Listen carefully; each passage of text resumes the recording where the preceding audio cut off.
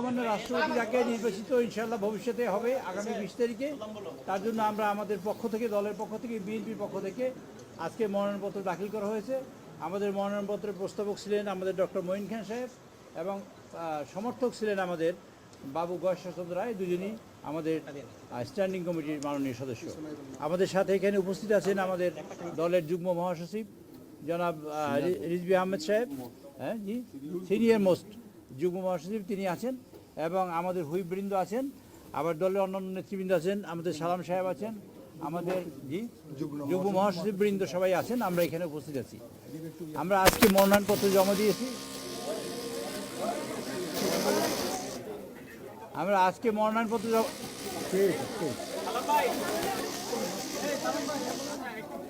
একটু বন্ধ রাখতে বলেন কিছুক্ষণ। হ্যাঁ,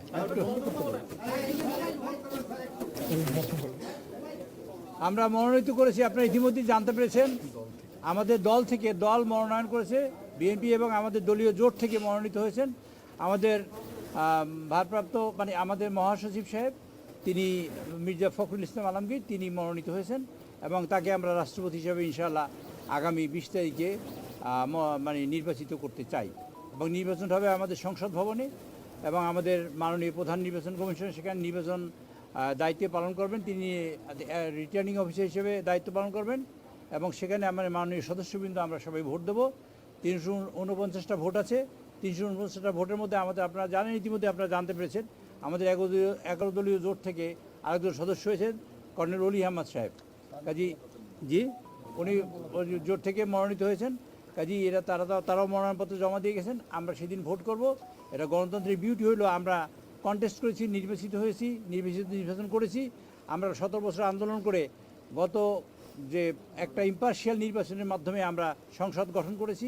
সংসদে আজকে দেশের কার্যক্রম চলছে এবং দেশের মানুষের প্রত্যাশা পূরণের জন্য আমাদের মাননীয় প্রধানমন্ত্রী জনাব তারেক রহমান সাহেব পরিশ্রম করছেন, এবং মাননীয় সকল মন্ত্রীবৃন্দ এবং সকল সংসদবৃন্দ তার স্ব এলাকায় কাজ করে চেষ্টা করছেন যাতে আমরা 17 বছরের জঞ্জাল আমরা গত 5 মাসে যতখানি সম্ভব তাতে পরিষ্কার করার চেষ্টা করছি, ভবিষ্যতে আরও করার চেষ্টা করবো ইনশাআল্লাহ।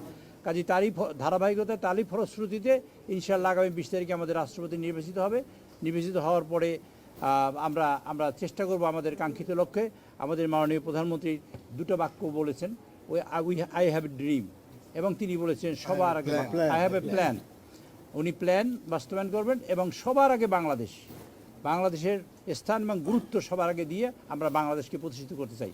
সেই প্রত্যাশায় আমি আপনাদের সকলের সহযোগিতা কামনা করে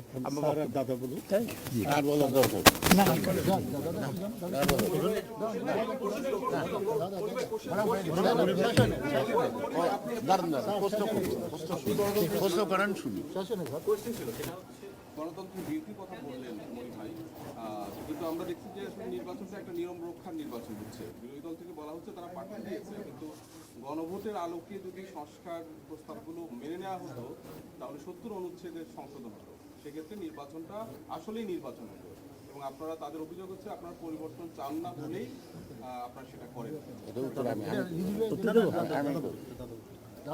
আমি যে প্রশ্নটা করছেন সেই গণভোটের সাথে রাষ্ট্রপতি নির্বাচনে আপনার যে উত্থাপিত গণভোটের সাথে রাষ্ট্রপতি নির্বাচনের কোনো সম্পর্ক নাই। গণভোট পুরোপুরি মাইনেও করা যাবে, না মাইনেও করা যাবে, কিন্তু আমরা মানব। সেই গণভোটটা আমরা প্রতিফলিত করব পর্যায়ক্রমে, পালাক্রমে সংসদের মধ্যে সংসদ হবে। রাষ্ট্রপতি নির্বাচনটা আলাদা বিষয়, এটা নিয়ম রক্ষার কথাটা সঠিক না। এখন নিয়ম রক্ষার না, হয়তো আপনি বলতে পারেন তাদের এই কটা ভোট আছে ফেল করবো জেনে শুনে। আমি তাদেরকে স্বাগত জানাই যে তারা রাষ্ট্রপতি নির্বাচনকে প্রত্যাখ্যান না করে অংশগ্রহণ করছে, এটা গণতন্ত্রের সৌন্দর্য বাড়াচ্ছে। আমি তাদেরকে কনগ্রাচুলেট করি। সুতরাং এটা কোনো মতেই নিয়ম রক্ষার নির্বাচন না, এটা সংবিধান এবং আরপিইউ সমন্বয়ে যেটা হওয়া উচিত সেটাই হচ্ছে। আচ্ছা, বিষয়টা আমি বলি আমার কথা শুনে এই যে বক্তব্যটা, এটি বক্তব্য শেষ করে আমরা আর প্রশ্ন নেব না। বলেন। যেটা উনি যেটা বলতে চেয়েছেন যে গণভোটের রায় বাস্তবায়ন হলে আচ্ছা এইটাই বলে ছোট অনুচ্ছেদটা কার্যকর হতো তাহলে তাদের এইভাবে বলছে ভোটান করবে বলছে তাদের প্রার্থী জয়ী হতো। দ্বিতীয় বলে বিষয় বলে গেছেন যে এটার উত্তর সচিবালয়ের মতো স্পর্শকাতর জায়গায় বিএনপি স্থায়ীভাবে একটি মিটিং হয়েছে এই রাষ্ট্রপতি নির্বাচন নিয়ে, তারা এটা কঠোর সমালোচনা করেছেন। এই বিষয়ে কি বলতেন? কি বললেন শেষে বক্তৃতা কি বললেন? মানে মিটিং এ প্রার্থী নির্ধারিত হয়েছে, দলীয় সরকার মিটিংটা সচিবালয় হয়েছে, এইটা তারা কঠোর সমালোচনা করেছেন, বলতে সমীচীন নয়। আচ্ছা প্রথম ঘটনাটা আগে প্রথমটা শুনেন। আমাদের মাননীয় মানে প্রধানমন্ত্রী তিনি ঘোষণা করেছেন যে জুলাই সনদের অক্ষর দাড়ি কমা বিন্দু সেমিকলন আমরা সবই বাস্তবায়ন করবো, যারা দক্ষিণ প্লাজায় স্বাক্ষরিত হয়েছে সেটা আমরা বাস্তবায়ন করব। বাস্তবায়নের প্রশ্নে একটা সংস্কারের শব্দ আর একটা আমরা সংশোধনের শব্দ। 1950 সালে ভারতের সংবিধান মানে অ্যাডাপ্ট করা হয়েছে, তারা নিয়েছে। আর এখন 2026 সালে তারা 106 বার সংবিধান সংশোধন করেছে। তারা সংবিধান নতুন করে লিখে নেয়। কাজে আমরা সংবিধান নতুন করে লিখবো না। আমরা যা একটা কমাও যদি পরিবর্তন করি সেটাই হবে সংবিধানের সংস্কার। একটা কমা পরিবর্তন করে যদি সংস্কারই হবে, প্রত্যেকটা শব্দই সংস্কার আমরা যদি পরিবর্তন করি। আবার আর কাজটাই হবে সংশোধনের কাজ, এবং সেই সংশোধনের জন্য আমরা আহ্বান করেছি তাদের যে সংশোধনের জন্য আমরা সবাই বসবো। এইটা আমার জন্ম, ভবিষ্যতের প্রজন্মের জন্য একটা সংবিধান একদিনের জন্য পরিবর্তন হয় না, অনেক দিনের জন্য পরিবর্তন হবে। কাজে আমরা সেই সিদ্ধান্ত নিয়েই আমরা তাদের সবাইকে দাওয়াত করেছি এবং সকলের মতামত নিয়েই আমরা সংবিধান সংশোধন করতে চাই এবং জুলাই সদন বাস্তবায়ন করতে চাই সেভাবে। আর দ্বিতীয়ত হলো এই যে আমাদের মাননীয় প্রধানমন্ত্রী তিনি নির্বাচিত হয়েছেন দল থেকে, এবং এই দল তাকে মনোনীত করেছে।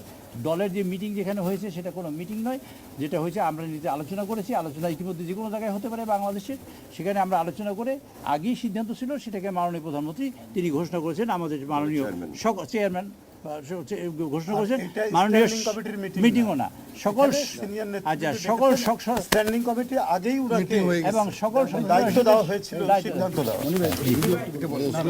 স্লোগান দেন সবাই। আপনাদের রাষ্ট্রপতি মনোনয়ন যাকে দিয়েছেন তার ফলে আপনাদের পার্টির মহাসচিবের পদ খালি হয়ে গেছে ধারণা করছি এলজিআরডি মন্ত্রণালয় খালি হয়ে গেছে বলে পদটা করে আসছে। আপনারা এত কিছু ধারণা করেন না। নির্বাচন কমিশনের যে নিয়ম আছে সেই নিয়ম শতভাগ অনুসরণ করে আমরা জমা দিচ্ছি। ধন্যবাদ। সুতরাং আমাদের আর কোনো সিদ্ধান্তের আপনাদের এই মুহূর্তে বলার নাই। নির্বাচনের যেই নিয়ম আছে সেই নিয়ম মতোই আমরা দিচ্ছি। তারা কি বলছে তাদের উত্তর নিয়ে তারা থাকুক, তাদের কথার সমালোচনা করতে চাই না। যে কথাটি একটু আগে বললো, আজকে কোনো মিটিং ছিল না, যেহেতু তিনি প্রধানমন্ত্রী, তিনি চেয়ারম্যান, ওনাকে আমরা দায়িত্ব দিয়েছিলাম, উনি আমাদেরকে ডেকে শুনে চলে আসছে। সেখানে কোনো মিটিংয়ের ব্যাপার না। এগুলিটা